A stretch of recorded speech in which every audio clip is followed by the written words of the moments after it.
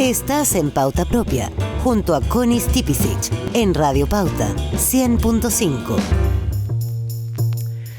Chile ha confirmado o reafirmado más bien una de las reglas no escritas de su historia política reciente. El péndulo se mueve con fuerza y con mucha fuerza, y eso lo refleja el triunfo este domingo definitivo de José Antonio Kast. El resultado electoral no solo representa una victoria, sino también la consolidación de un clima político gestado por años. La pregunta es cuántos años, pero son bastantes años de frustración, de cansancio y también de desorden. Un país fragmentado, desafectado, donde el voto obligatorio además también incorporó a millones de personas que claramente no se han sentido representados por la política tradicional, ni de izquierda ni de derecha, y eso revela una amalgama de miedos y de expectativas diversas de las que hay que hacerse cargo. El éxito de Kast no solo se debe a una campaña que fue muy efectiva, sino a la preparación también de un equipo estratégico que ha trabajado en el diseño de su futuro gobierno y en lo que fue también el desempeño de su campaña. En él, el militante Udi Rodrigo Álvarez, abogado, exdiputado, exministro, exconvencional constituyente,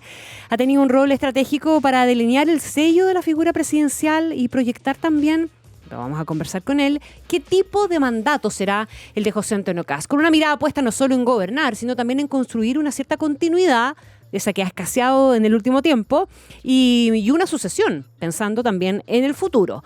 Conversamos con Rodrigo Álvarez hoy día en Pauta Propia. ¿Cómo estás, Rodrigo? Bienvenido. Muy bien, como comentarás tú, muy contento esta semana. Con la no solamente, al exacto, tope. ¿Ah? Y no solamente por razones de ideas políticas, sino que también por el cariño por un amigo que conozco hace tantos años como es Anton Kast. Anton, tú eres de los que les dice Anton. Soy de los que le digo Anton, absolutamente. Lo recuerdo, pero siempre me acordé de eso. Así es. Me dejas un instante porque en tu introducción hiciste dos comentarios que yo creo que son claves para futuro, en este intento ambos de mirar un poquito más allá de la elección. Sí, claro. Hay dos cosas que me parecen esenciales.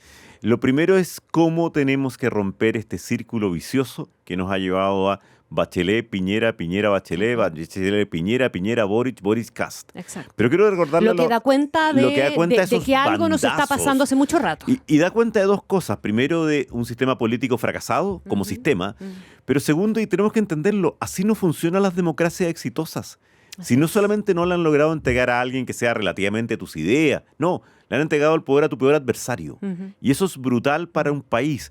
Yo durante 12 años fui diputado de oposición y lo digo con envidia que la Concertación fue un experimento político exitoso. Y tenemos que volver a mirarlo en esa línea. Fuiste presidente de la Cámara también. También fui presidente de la Cámara, pero hay que mirarlo con la línea de que... Y presidente de la Cámara en el marco de un acuerdo. Sí. Porque tú recordarás que fue para evitar a los díscolos que nos pusimos de acuerdo las dos grandes coaliciones que iban a votar por Juan Bustos, en la única vez que yo voté por un socialista en la Cámara, y ellos iban a votar por alguien de centro derecha. Entonces, primero, tenemos que romper ese círculo vicioso. Y segundo, algo que tú dices que yo creo que es lo que va a marcar la política en los próximos años. Tenemos entre 3 y 4 millones de chilenos que habitualmente no votaban, que no querían saber nada del sistema, que han ido a votar, pero bien importante, pero en general han votado de manera muy sensata. Y eso tenemos que cuidarlo con las expectativas, porque votaron sensatamente rechazando el proyecto de la Convención Constitucional. Yo creo que votaron sensatamente. El del Consejo Constituyente también. Ahí fue un poquito más, ¿te acuerdas que la diferencia no fue tanta? Pero sí, es cierto. Y creo que han votado sensatamente en todas las elecciones. Pero es una reserva que tenemos que en un momento se puede cansar si es que no se cumple la expectativa. Y creo que esos dos temas son centrales para el futuro. O sea, es una reserva, Rodrigo Álvarez, que también da cuenta, y esto da cuenta, digo, porque nadie lo puede asegurar categóricamente, es un electorado que estamos recién conociendo y que hay que seguirlo mapeando y radiografiando. Por ejemplo, es la primera elección presidencial que actúa. Por supuesto. Entonces no sabemos cómo van a actuar en una próxima. Pero uno presume, por el comportamiento que ha tenido en estos años, o particularmente en estas votaciones con voto obligatorio, que no tiene mucha paciencia, que es de tiro corto. No.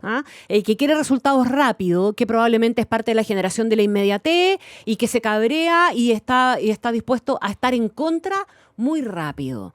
Y ahí viene una pregunta importante respecto de la instalación del gobierno de José Antonio Kast y en la lógica de que este es un gobierno que me imagino debiera instalarse sobre la base de que su respaldo no refleja una adhesión política, sino más bien una parte de ese voto castigo acumulado, de gente que quiere efectivamente un cambio. ¿Cómo se instala un gobierno y qué medidas debe tomar para dar cuenta de que efectivamente entendió que el mensaje es ese? No que me voy a llevar la pelota para la casa y que esta es una adhesión político-ideológica, sino es un voto de confianza que puede durar poco.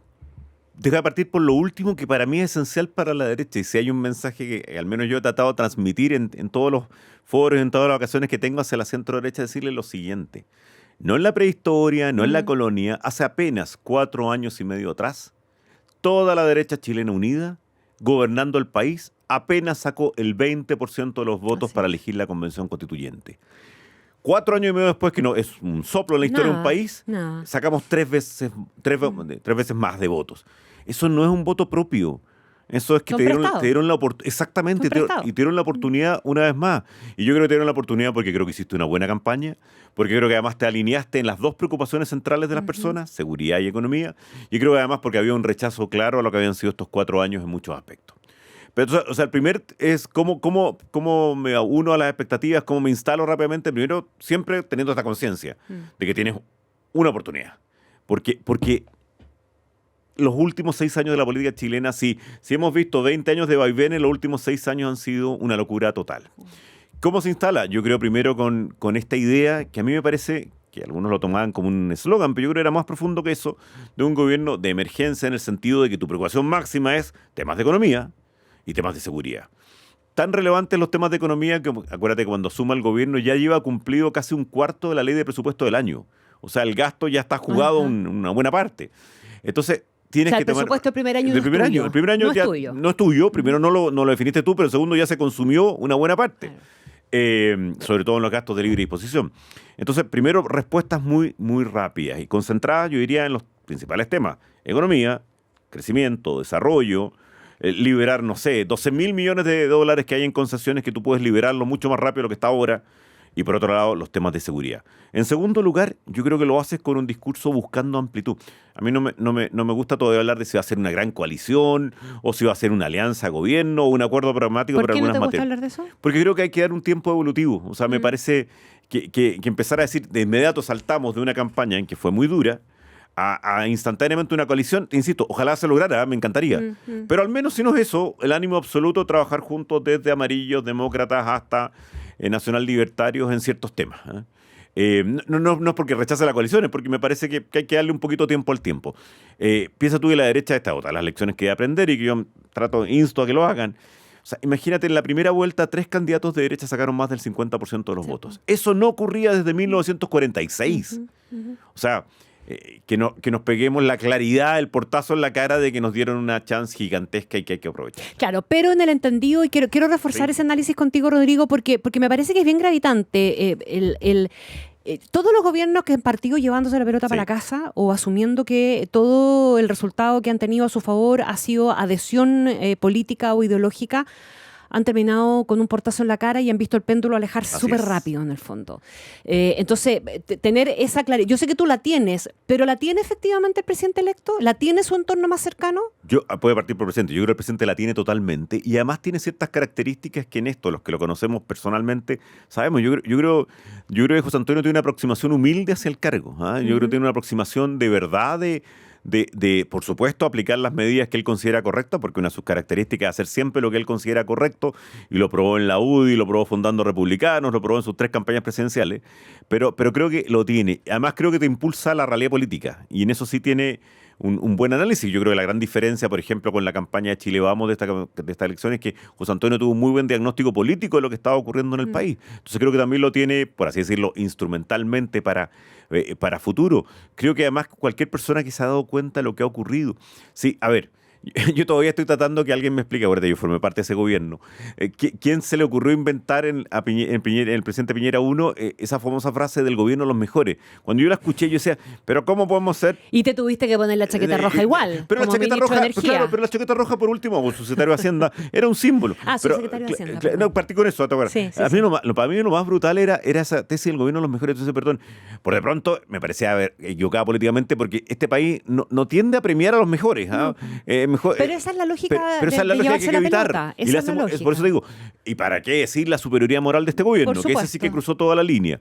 O el compromiso programático absoluto Bachelet 2. O sea, son equivocaciones. Y yo creo al menos que José Antonio tiene claridad de no seguir eso, y creo que las primeras señales de las primeras 36 horas han sido buenas en esa línea. Y sobre el entorno más cercano, aquellos que conozco, yo creo que lo tienen bastante claro. Sí, pero tú reconoces que hay algunos que se tientan con liberar la famosa batalla cultural también. Mucho, y eso es un error, y por eso te decía que más allá de la frase, yo creo que estratégicamente para el bien del país al haber dicho no, y creo que ahí está la prueba de José Antonio, no, este es un gobierno de emergencia en ciertas áreas. Economía, que ya es suficiente el problema que vamos a tener, seguridad. Y me parece que eso te produce un efecto unificador y entrar a evitar caer en esa tentación que es muy fácil. Sí creo que el resultado del Congreso, siendo... Voy para allá porque una de las gracias de conversar con Rodrigo Álvarez es que tiene una mirada que cruza el Estado, el Congreso, el mundo privado, los experimentos políticos como fue la Convención Constitucional también. Supongamos que llegamos a marzo, que estamos en marzo se instala el gobierno. ¿Qué expectativa estratégica debiera hacerse el gobierno de José Antonio Kast respecto del tipo de oposición que va a tener y del Congreso con el que va a contar?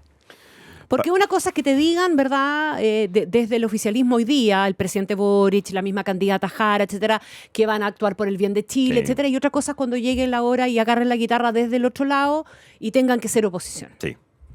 Parto por el Congreso como concepto. Yo creo que, porque se ha dicho que el resultado no fue todo lo bueno esperado. De hecho, probablemente ahí sí que hay que volver a hacer una autocrítica sobre el pacto parlamentario, pero yo le quiero poner un matiz. Esta composición del Congreso es la mejor que ha tenido la derecha en 84 años. O sea, nunca habíamos estado empatados en el Senado y con un par de votos de la mayoría en la Cámara de Diputados. Habría que volver a la década del 40, el siglo pasado, para encontrar esta realidad. Sí. Entonces estás en una situación que no era todo lo espectacular que esperabas o lo confiado que estabas, pero no partes de un mal punto. Y creo que eso... Y ahí que tiene que actuar. Hacia el Congreso, yo creo que tiene que actuar la política en el más correcto sentido de la expresión, que es lo mismo que hemos vivido durante décadas, que es la capacidad de, en ciertas materias, convencer, en ciertas materias mucho más limitadas, llegar a acuerdos. En alguna ocasión podrás llegar a un gran acuerdo nacional, que creo que son mucho menos de lo que a veces se dice, y tendrás que en un momento dado también usar la opinión pública para conseguir algún objetivo político. Eso me parece natural. Y creo que eso están dadas las condiciones, y si hay algunas personas que se incorporan como Claudio Alvarado, por ejemplo, yo creo que estarían aún más dadas esas futuro ministro secretario general de la presidencia. No sé si lo va a hacer, pero sería... o sea, yo fui 12 años compañero de diputado de él y creo que el mismo acuerdo que te hablábamos un rato de la presidencia de la Cámara de Diputados lo consiguió Claudio, así que es un maestro en eso. Pero quiero decir, eso es política y eso me parece normal. ¿Qué tipo de oposición vamos a tener? Yo creo, y lo dije en alguna entrevista, yo creo que la oposición de izquierda, sobre todo cuando uno ve los perfiles de los que llegaron al Congreso, de lo que es el Frente Amplio y el Partido Comunista, yo creo que va a ser durísima y desde el día 1. Y yo no tengo miedo a ser duro porque, en mi caso, durante 12 años de diputado de oposición, yo creo haber sido duro, pero dentro de cierto rayado de cancha. Yo creo que esa izquierda es mucho más dura que lo que nosotros fuimos y ha demostrado en el gobierno del presidente Piñera. Tú dices nosotros, Chile Vamos, la UDI, tú eres militante de la UDI, pero republicano... No soy militante de la UDI. Ya no eres militante de la UDI. No, pero histórico de la UDI. Es que todo el mundo lo cree. Sí. Porque nunca me fui. Si lo que pasa es que yo no me refiché. Estaba retirado de la política. Sí, pues, entonces, como estaba retirado de la política, totalmente no me refiché, pero le tengo un cariño inmenso a la UDI, solo para que ellos no se sientan... ¿Pero te vas a refichar o vas a militar en republicano? Nada, te vas a mantener independiente. Ya. Sobre todo después de que la UDI, algunas personas de la UDI equivocadamente dijeron que hace 7 años que no veíamos a Rodrigo, cuando yo hace apenas 2 años había sido el líder de los convencionales de la UDI. Así es. Entonces me molestó un poquito esa reacción. Me cuesta que me moleste algo, pero... Yo te interrumpí porque te iba a decir que Republicanos ha sido una oposición muy dura para este gobierno. O sea, todas las acusaciones constitucionales que se han perdido, pero todas las ha levantado republicanos, por ejemplo. Pero iba a ir a eso, o sea, y no estaba escapándome a esa situación. Yo creo que espero que hayamos entendido un poquito. Yo, por ejemplo, he visto, me tocó estar el otro día con la senadora Paula Bodanovich en varios programas. Paulina Bodanovich. Y me sorprendió, por ejemplo, varias declaraciones de ella de que habían defendido mucho más los 30 años, de que había que ser autocrítico, de que habían sido mucho más autocríticos del proceso constituyente. Bueno, no sé si es el vuelo después de una durísima derrota como fue la del domingo, pero yo espero que en algún momento dado también todas las fuerzas políticas empecemos a actuar con un poquito más de sensatez y prudencia, que es lo que necesita el país y es lo que pide el país. Yo espero que así sea. Tengo mis dudas cuando veo algunos perfiles de la izquierda más militante cómo van a actuar. Estamos conversando con Rodrigo Álvarez, ex ministro, ex convencional, ex parlamentario también, fue presidente de la Cámara de Diputados. De hecho, ¿qué diagnóstico tienes tú particularmente de lo que vivió Chile Vamos en este proceso? Chile Vamos, así como hablamos de una derrota importante para la centroizquierda y el socialismo democrático que viene arrastrando fracasos desde hace un rato largo, ¿verdad? El último fue la pérdida de su candidata en la primaria del oficialismo y tener que plegarse a una candidata comunista. En definitiva, Chile Vamos también ha vivido un proceso. La campaña de Belly Matei terminó siendo verdaderamente un desastre en su resultado para la expectativa que había. ¿Qué diagnóstico, al menos de punto de partida, tienes tú y cómo tiene que pararse Chile Vamos? Porque cuando el poder te está tentando tan cerca, en la puerta al lado, digamos, ¿verdad? De repente no vas a hacer la pega que tienes que hacer para reconstruirte y pensar exactamente qué fue lo que pasó. Esto me interesa por dos razones hacer este análisis. Uno, por cariño hacia Chile Vamos. Y en segundo lugar, porque me tocó encabezar en un par de ocasiones a Chile Vamos en la Cámara de Diputados o en la Convención Constituyente. Yo creo que Chile Vamos, y esto es parte de la derecha siempre lo va a hacer peor. Políticamente hablando, siempre podemos hacerlo peor. Yo creo que Chile Vamos requiere desde hace años un inmenso esfuerzo de autocrítica. Y te pongo un par de datos para hacerlo. Y le cuesta mucho hacerlo. En los últimos 15 años gobernaste 2 veces el país. Y en la primera vez perdiste 1 millón de votos en la elección siguiente y en la siguiente vez saliste cuarto. Y 4 años después sales quinto. Y para que no solamente enfocarlo en el tema presidencial, la UDI, mi antiguo partido, no saca ningún senador, pierde las 7 elecciones. Y Renovación Nacional pierde un enorme número de diputados, y Evópoli desaparece. Entonces, a mí me sorprendía mucho, las autoridades de la primera semana fue, ¿hay que matar Chile Vamos? No, ¿hay que revivir Chile Vamos? Otro decía, hay que mantenerlo con respiradores artificiales. Yo decía, perdonen, hagan primero una autocrítica. Claro. Y la autocrítica yo creo que tiene 2 variables en este caso. Uno, una muy mala campaña donde no hubo estrategia clara, donde no hubo visiones claras, donde de repente creían que bastaba decirle a la ciudadanía, somos nosotros los únicos que tenemos equipo. Estos fueron los 2 elementos que a mí ya terminaron somos los mejores para gobernar. Exactamente. Eso era lo mismo que el gobierno Piñera. Exacto. Y no, te diré, las 2 razones que llevaron a mí a colmarme, por así decirlo, sabes que esto se acabó, yo voy a salir mucho más públicamente apoyando a José Antonio Kast, fue uno, eso. Somos los que tenemos los equipos. Oye, un tío mío, que quiero mucho, decía siempre, en todo curso hay un primero del curso, así que nadie se crea que es el único primero del curso de la historia. Y segundo, cuando te decían, somos los que llegamos a grandes acuerdos, solo nosotros llegamos a grandes acuerdos nacionales. Primero, porque no es tan así. Segundo, porque no son tan grandes los acuerdos nacionales, y también porque yo no creo que la izquierda tenga tanto ánimo de grandes acuerdos nacionales, porque entiende la política de una forma distinta. Entonces, se equivocaron en la campaña, dieron tumbos, cambiaron constantemente. Pero a mí lo que me preocupa más es el fondo. A ver, ¿qué pasó? Y yo creo que yo tengo un inmenso respeto por el presidente Piñera, que en paz descanse. Creo que hizo cosas notables. La reconstrucción del terremoto, la pandemia, el crecimiento económico. Pero también tiene su responsabilidad en este proceso. Pero que nos ha hecho un análisis político profundo. Si la política, y esto en el buen sentido de la palabra, es alcanzar el poder, mantener el poder y suceder a alguien de tus líneas al país, nunca se ha logrado. Entonces, a mí, yo lo primero que le diría a Chile Vamos, ojalá reúnanse y hagan una pequeña autocrítica, porque la tentación ahora de incorporarse de inmediato al gobierno es automática. Pero es tan automática que fue incluso, quería con mucho más rápido de lo que yo esperaba. ¿Tú te acuerdas que salió en su momento mi amigo el presidente de Renovación Nacional diciendo que no le vamos a prestar los cuadros si gana Kast? Y también salió el presidente de la UDI diciendo algo similar. Yo decía, están locos. La gente se va a desplazar a apoyar a José Antonio Kast por patriotismo, por cercanía ideológica o por mero interés personal. Bueno, fue incluso más rápido de lo que yo esperaba. Y entonces Chile Vamos viene esta ola y además a la mayoría de la gente le carga hacer autocrítica. Bueno, espero que la hagan. Rodrigo Álvarez, ¿qué crees tú que vio José Antonio Kast en el año 2016 cuando decidió salirse de la UDI y empezar la fundación del Partido Republicano y empezar a actuar ya de frentón como un derechista alternativo finalmente, de instalarse como una alternativa dentro de la derecha? Yo creo que José Antonio empezó a ver Porque esta historia hay que mirarla desde ese momento en adelante. Y de hecho hay que mirarla un poquito antes. Yo te diría unos 4 años antes. Ese es el gran hecho que la concreta en términos públicos. Sí. Pero yo creo que en un momento dado José Antonio percibe, y algo que varios de nosotros también teníamos, pero yo creo que acá hay 2 características de José Antonio que son muy marcadas. Uno, como te decía hace un rato, que cuando él cree que hay algo correcto, lo hace. Y segundo, tiene una tenacidad increíble para hacerlo, esta tenacidad germánica para hacer todo este tipo de cosas. Cuando él ve que el proyecto de la UDI, que él ha formado, que él ha ayudado, que fuimos formados también por Jaime Guzmán, empieza a deteriorarse en lo que cree. Y él está dispuesto a ser, acuérdate, el primer candidato, la primera elección dentro de la UDI contra Juan Antonio Coloma. Sí.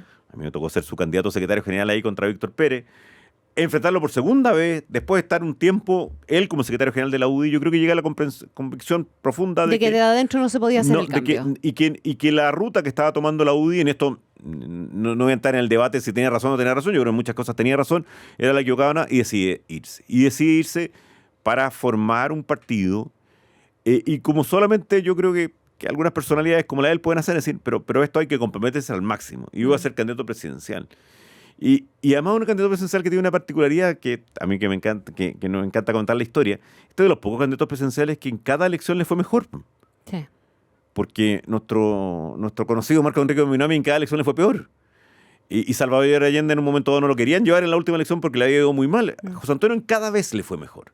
En primera vuelta del 2017 le va tan bien que compara mucho con una desilusionante, ¿te acuerdas? Primera vuelta del presidente Piñera, que gana en primera vuelta. Me refiero, gana primera mayoría en primera vuelta, pero le faltan. Después lo hace 4 años atrás cuando, y ahí hay otra de las autocríticas que quería hacer Chile Vamos, porque yo en ese momento estaba en la Convención Constitucional, así que no participaba en ninguno de estos debates, porque estábamos con suficiente trabajo en eso.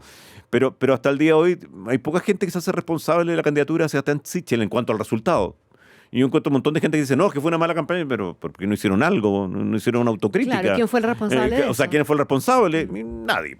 Y José Antonio va accediendo, y yo creo que, como te digo, es una suma de características personales con una visión política. Me quiero quedar con una cosa, y ya para empezar a cerrar la conversación, lamentablemente, pero será la primera de muchas, Rodrigo. Tú dijiste al principio que una cuestión importante de la instalación de este gobierno y de las primeras señas que dé ya en materia pública tiene que ser la idea de construir una cierta continuidad y no solamente administrar un ciclo, para terminar con esta dinámica de alternancia en el poder permanente y que además interrumpe la ruta, interrumpe finalmente la ruta. Ese debiera ser el gran propósito del gobierno de Kast, y cómo se cuida eso en el camino, blindando esa estrategia, porque esa es una estrategia, blindándola de las contingencias. Todos los gobiernos tienen contingencias que los sacan del camino, que lo obligan a repensarse a sí mismo. Es cosa de mirar el gobierno de Boric recién, digamos. Que te equivocas en algún análisis. O te sorprende un hecho de la contingencia que no estabas esperando. Y a veces un hecho externo, te sorprende algo que no tiene nada que ver con el país y que como una crisis económica. Por ejemplo. O cosas así. O un terremoto. Como ha pasado en varios elementos. A ver, voy a recorrer, ya que te voy a nombrar recién nuestra experiencia como universitaria, José Antonio, con Jaime Guzmán. Jaime Guzmán nos acostumbraba a decir, no que éramos presidentes de centro de alumnos, como en mi caso en Derecho, en otro, acostumbraba a decir que hacer bien el trabajo es tu deber ético. Y tu deber político es encontrar tu sucesor. Entonces, cuando tú me preguntas, yo creo que son ambas cosas. Yo creo un objetivo muy fundamental, porque no es propio, insisto, en el punto de democracia exitosa estos bandazos. Entonces, yo creo que tú tienes que plantearte y es válido como gobierno que tienes que plantearte un objetivo político, que es lograr las reelecciones. Que no estuvo tan claro como objetivo político en los gobiernos anteriores, en los recientes no ha estado tan claro. O sea, yo creo que en Boric, gran parte de la crítica de la izquierda hoy día a Boric es que se preocupó más estos últimos meses de sí mismo que de lograr apoyar a la candidatura de Jara. Entonces, yo creo que en este caso sí tiene que estar presente eso.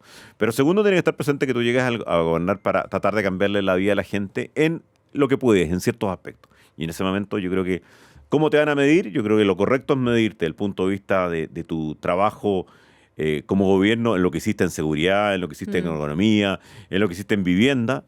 Y creo que a largo plazo, históricamente, como te miden, uno de los gobiernos radicales, por ejemplo, recuerda pocas cosas. Recuerda, yo creo que Serra y la Corfo, pero sí recuerdas que dejaron sucesión. Fue sucesión, claro. Y lo mismo te pasa con la concertación. Yo de repente me confundo en quién hizo qué, pero sí recuerdas la sucesión y eso fue por una parte. Yo creo entonces, políticamente te deben medir si tú eres capaz de garantizar una sucesión. ¿Y quién va a ser el Pepe Grillo ahí? ¿Rodrigo Álvarez va a jugar un rol de Pepe Grillo estratégico en eso? Porque alguien tiene que vigilar que esa estrategia no se interrumpa, si no se cae. Yo, en el segundo gobierno del presidente Piñera, no quise participar en ningún tipo de instancia, pero al mismo tiempo guardé mucho silencio y de hecho me arrepiento de haberlo hecho. En este no voy a guardar silencio, al menos voy a estar hablando, así que espero que me inviten muchas veces cuando tengamos alguna discusión sobre cómo está. Así será, que no te quepa ninguna duda. Rodrigo Álvarez, abogado, exdiputado, exministro de Estado, ex convencional constituyente, mucho ex, actual, ¿cómo lo...? futuro Pepe Grillo del gobierno de José Antonio Kast, si es que no lo vemos ocupando un ministerio, porque también puede, o en el segundo piso y en algún rol estratégico. Rodrigo, muchas gracias por venir. No, muchas gracias a ti por la invitación. Que estés muy bien.